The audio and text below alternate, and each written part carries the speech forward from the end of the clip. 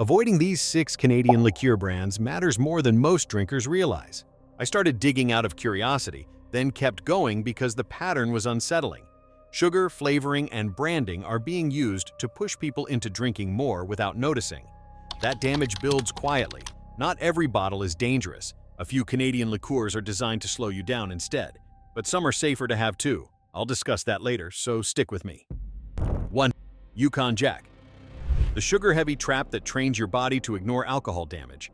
Yukon Jack looks harmless because it tastes nothing like hard liquor. That is the danger. This Canadian liqueur is built to hide alcohol behind sweetness so completely that your body never gets a warning signal. I noticed how quickly people drink it, how little resistance it offers, and how rarely anyone stops after one pour. That pattern is not accidental, it is engineered. Yukon Jack combines a high alcohol base with an aggressive sugar load. Sugar dulls the burn that normally slows drinking. When that happens, people consume more alcohol before realizing it. The liver still processes ethanol the same way, but now it is doing it alongside a sugar spike. That combination increases metabolic stress and accelerates fat accumulation in the liver over time. This product is often marketed as rugged and bold, yet the liquid itself is designed for ease. Smoothness here does not mean quality, it means filtration and flavor masking. The base spirit is not meant to be examined, it is meant to be swallowed quickly. That is why Yukon Jack shows up so often in binge settings. It disappears fast and that encourages repetition. Health risks come from frequency, not novelty. Regular consumption of sweetened spirits is linked to higher total alcohol intake because sweetness lowers perceived strength. Sleep disruption, increased tolerance, and digestive irritation appear long before people connect them to the drink. I have seen people blame stress, age, or work while continuing the same habit that causes it. Another issue is normalization. Yukon Jack is treated like a party staple, something you grab without thinking. That mindset removes caution. Alcohol harm rarely announces itself. It accumulates quietly through repeated nights that feel fine at the time. If you drink Yukon Jack, you are not choosing flavor or tradition. You are choosing a product designed to bypass your internal brakes. That is why it is so effective and why it should be avoided. The next Canadian liqueur is even worse because it adds false, natural branding to the same sugar-driven deception. 2. Sortilège. The maple illusion that made me realize how easily natural can be engineered. Sortilège feels safer than it is because it wears a comforting mask. Maple, Quebec, tradition. When I first looked into it, I understood why people defend it so strongly. It presents itself as refined, artisanal, and rooted in Canadian heritage. That presentation lowers suspicion. People sip it slowly, convinced they are choosing something cleaner. That confidence is misplaced. This is a whiskey liqueur built on sweetness first. Maple flavor, whether derived or reinforced, dominates the profile and suppresses alcohol cues. The result is the same problem as Yukon Jack, but dressed up as authenticity. Sweetness reduces perceived strength. Drinkers underestimate intake. The body absorbs alcohol at full speed while the palate feels comforted, not challenged. The sugar load matters. Combining ethanol with concentrated sugars increases strain on the liver and pancreas. Over time, this pairing contributes to insulin resistance, disrupted sleep, and higher tolerance. None of this feels dramatic in the moment. That is why it persists. People do not feel punished for pouring another glass, so they do. What troubled me most was how often sortilège is treated as a dessert replacement. After dinner, pours feel justified because it tastes like a treat, not a drink. That reframing increases frequency. Alcohol damage is driven by routine, not celebration. When liqueurs become casual, the math changes quickly. There is also a transparency problem. Consumers assume maple equals simple ingredients. In reality, consistency at scale requires control. Color, sweetness, and flavor have to match bottle to bottle. That level of sameness does not come from barrels alone. Processing fills the gaps that time would otherwise address. I noticed how rarely people stop to taste it critically. The sweetness ends the conversation. No texture, no evolution. Just smooth entry and a short finish that invites another sip. That is not craftsmanship. That is optimization for rebate consumption. Sortilège is not dangerous because it is extreme. It is dangerous because it feels reasonable. It invites trust, then uses that trust to increase intake quietly. If you are drinking it regularly, you are likely consuming more alcohol and sugar than you realize, night after night. The next brand is even worse because it borrows elite whiskey trust to normalize even heavier sweetness and habit formation. 3. Crown Royal Maple. When a trusted whiskey name is used to make overconsumption feel respectable, Crown Royal Maple is where brand trust does the most damage. People already associate Crown Royal with status and reliability, so the maple version feels like a safe extension. I have watched people pour it without hesitation, convinced that a respected Canadian whiskey name means restraint and quality. That assumption is exactly what makes this product dangerous. This is not whiskey with a hint of flavor. It is a liqueur built around sweetness, using maple as a comforting disguise. The sugar content suppresses alcohol signals that normally slow drinking. The result is faster intake with less awareness. You feel fine while drinking it, which encourages another pour, then another. The body absorbs ethanol all the same, but the mind never gets a clear warning. What makes this worse than earlier brands is the authority it borrows.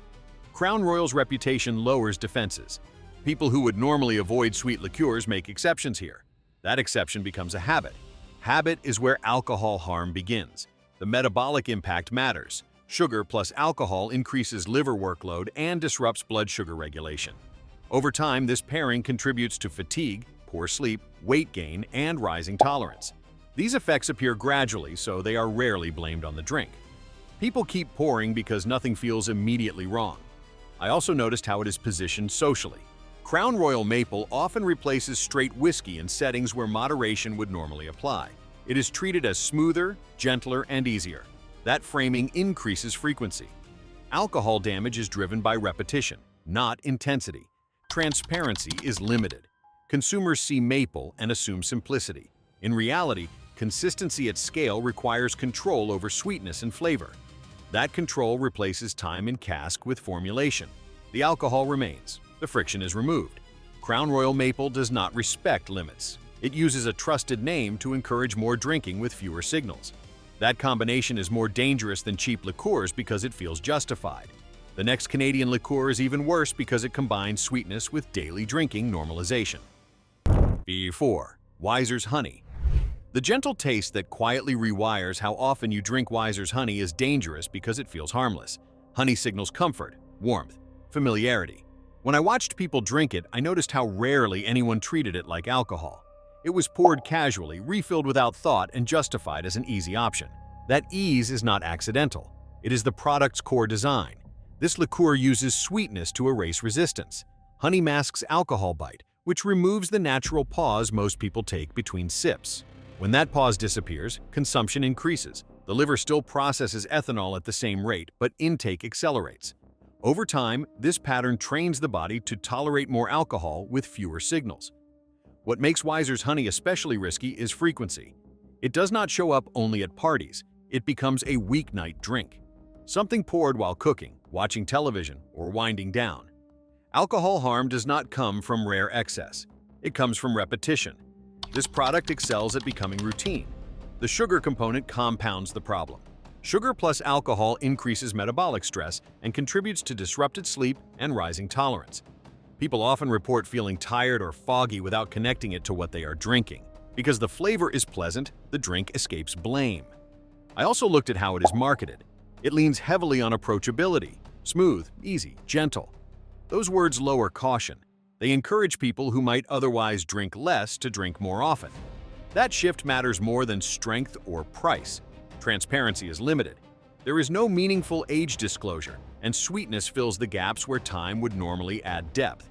Instead of waiting for oak to soften harsh alcohols, the product relies on honey flavor to force smoothness. The alcohol load remains unchanged. Wiser's Honey trains drinkers to associate comfort with consumption. Once that link forms, habits follow quickly. This is not a liqueur that demands respect. It invites repetition, then fades into the background while intake rises. The next brand is even worse because it adds artificial color and mixer culture to this same pattern. 5. McGuinness Blue Curaçao. The artificial spectacle that turns drinking into rapid, unnoticed intake. McGuinness Blue Curaçao is not designed to be tasted.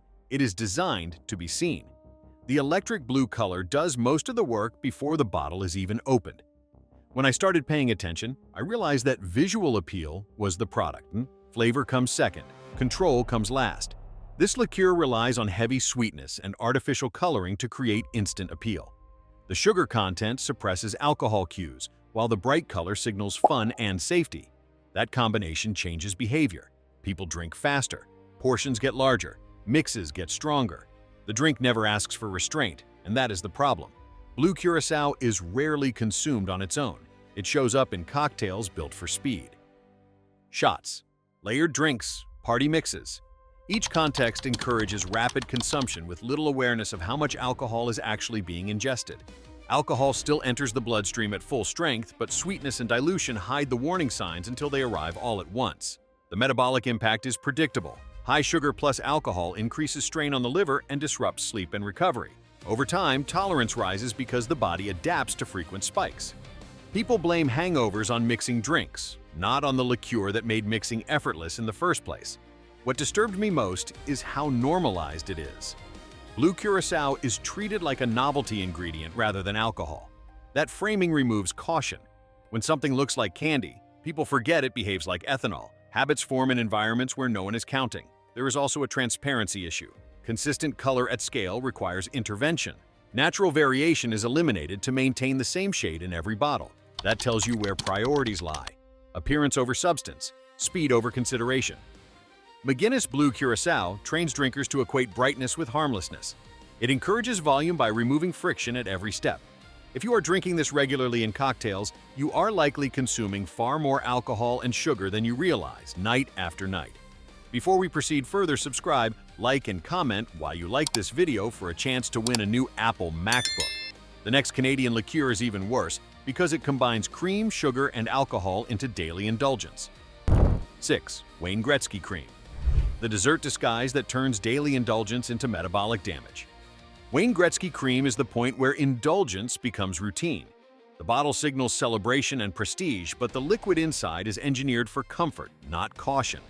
When I watched how people use it, the pattern was obvious. It replaces dessert, it follows dinner, it appears on ordinary nights. That frequency is where the harm begins. This liqueur combines alcohol, sugar, and dairy fat into one product. Each of those strains the body on its own. Together, they compound the impact. Sugar spikes insulin, alcohol disrupts liver function, fat slows digestion, keeping alcohol in the system longer. The result is prolonged exposure with muted warning signals. You feel satisfied, not alerted. Cream liqueurs are especially deceptive because they feel filling. That fullness creates a false sense of moderation. People assume one pour is enough, then justify another because it still feels gentle. Alcohol absorption continues quietly. Sleep quality suffers, recovery slows. Over time, tolerance increases because the body adapts to regular intake masked by sweetness. What troubled me most is how often this product is treated as harmless tradition. The branding encourages trust. The creaminess encourages comfort. The combination lowers defenses. People who would never sip straight spirits nightly make exceptions here. Those exceptions add up quickly. There is also a calorie problem that rarely gets acknowledged. Cream liqueurs deliver dense calories with little satiety feedback. Weight gain, sluggishness, and morning fatigue appear gradually. People blame age or stress while repeating the same habit that causes it. Consistency at scale requires processing. Flavor, texture, and color must match bottle to bottle. That level of control replaces natural variation with formulation. The alcohol remains constant. The signals that slow consumption are softened. Wayne Gretzky. Cream does not ask to be respected. It asks to be poured again. It turns alcohol into a nightly treat and trains the body to accept that pattern without resistance. That is not a neutral choice. It is a dangerous one. The next phase matters even more, because some brands reduce these risks by demanding moderation instead of hiding alcohol behind comfort. Until now, every brand discussed hid alcohol behind sugar, comfort, or spectacle. But a few Canadian liqueurs reduce harm by demanding restraint instead of disguising intake. 1. Dillon's Limoncello. The rare liqueur that slows you down instead of pulling you in, Dillon's Limoncello stands out because it refuses to play the usual tricks. When I first tried it, the experience was different immediately. It did not invite fast drinking. It did not disappear on the palate. It demanded attention, and that alone changes behavior. This liqueur is driven by acidity, not syrupy sweetness. Lemon bitterness and sharp citrus oils create friction. That friction matters. It naturally limits how much you want to drink. One small pour feels complete. The palate signals stop, not refill. That is the opposite of what makes most liqueurs dangerous. From a health perspective, this shift is significant. Lower perceived sweetness reduces sugar spikes and slows alcohol intake. People drink less overall because the drink does not reward volume. That reduction alone lowers liver strain, improves sleep quality, and prevents tolerance from escalating quietly over time. What impressed me most was how clearly it defines its role. Dylan's Limoncello is not a casual sipper. It is a deliberate after-meal digestive. That framing encourages moderation. It is poured in small glasses, not tumblers. The ritual limits excess before excess begins. Ingredient transparency also plays a role. The flavor profile tastes like citrus extraction rather than artificial candy. That authenticity matters because artificial sweetness trains people to crave more. Natural bitterness does the opposite. It creates satisfaction without escalation. I noticed that people do not rush it. Conversations slow, glasses last, there is no urgency to pour again. Alcohol still carries risk, but this product does not amplify it through design. Dylan's Limoncello does not make alcohol invisible. It keeps it present, noticeable, and self-limiting. That alone makes it safer than most Canadian liqueurs on the shelf. The next Canadian liqueur goes even further, offering clarity, restraint, and even less incentive to overconsume. 2. Ungava Cloudberry Liqueur. The liqueur that makes excess uncomfortable instead of tempting. Ungava Cloudberry Liqueur works because it does not chase sweetness. When I first spent time with it, the difference was immediate. It tasted unfamiliar, slightly bitter, and structured. That unfamiliarity slows people down. You do not pour it mindlessly. You taste it, consider it, and usually stop sooner than expected. The cloudberry base matters. It brings natural acidity and tannic edges that keep alcohol visible. Unlike sugar-forward liqueurs, this one does not hide ethanol behind syrup. Your body receives clear signals. One pour feels complete. A second feels optional, not automatic. That shift in behavior reduces total intake without anyone counting drinks. From a health standpoint, this restraint is the advantage. Lower sugar content means smaller blood sugar spikes and less metabolic strain. Alcohol absorption still occurs, but at a slower pace because people sip rather than rush. That improves sleep quality and reduces the tolerance creep that defines habitual drinking. What impressed me most is how it resists casual use. Ungava is rarely treated as a mixer base. It does not blend easily into sweet cocktails, and that is a good thing. Mixing culture accelerates consumption. Ungava pushes back against that by demanding simplicity and smaller servings. There is also a transparency benefit. The flavor profile tastes botanical rather than manufactured. Consistency exists, but not at the cost of stripping character. That balance signals fewer interventions after distillation. Less manipulation means fewer tricks designed to increase volume. I noticed how people talk about it. They describe flavor, not smoothness. They discuss bitterness, texture, and aroma. Those conversations slow drinking. When people talk while drinking, they drink less. Ungava Cloudberry Liqueur does not pretend alcohol is harmless. It keeps it present and slightly challenging. That challenge protects the drinker more than any warning label ever could. The next Canadian liqueur improves safety even further by narrowing use, portions, and frequency. 3. Iceberg Vodka Espresso Liqueur. The liqueur that limits damage by limiting how and when it is used, Iceberg Vodka Espresso Liqueur is safer, not because it is harmless, but because it restricts behavior. When I looked at how people actually use it, the pattern was very different from sweet Canadian liqueurs. This is not something poured casually. It has a narrow purpose, and that matters more than most people realize. The dominant flavor is bitterness, not sugar. Coffee brings sharpness and dryness that keep alcohol noticeable. That bitterness slows consumption. One small pour feels intense and complete. There is no urge to refill quickly because the palate does not reward volume. That alone reduces total intake. Another factor is timing. Espresso liqueurs are rarely consumed late or repeatedly.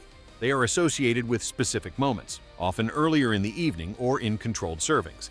That limits frequency. Alcohol damage grows with routine use. Products that resist becoming routine are inherently safer. Sugar content is present but restrained compared to dessert-style liqueurs. Lower sweetness reduces blood sugar spikes and metabolic stress. Combined with bitterness, it keeps the drink from becoming comfort alcohol. You do not reach for it absent-mindedly. Ingredient perception also plays a role. Coffee flavor signals strength and alertness, not relaxation. That psychological cue reduces binge behavior. People approach it with caution rather than familiarity. What stood out most to me was portion control. This liqueur is almost always served in small glasses. Cultural habits matter. Smaller pours mean less alcohol absorbed, even if people drink occasionally. Iceberg vodka espresso. Liqueur does not disguise alcohol. It frames it as something to be handled deliberately. That design choice does not eliminate risk, but it prevents escalation.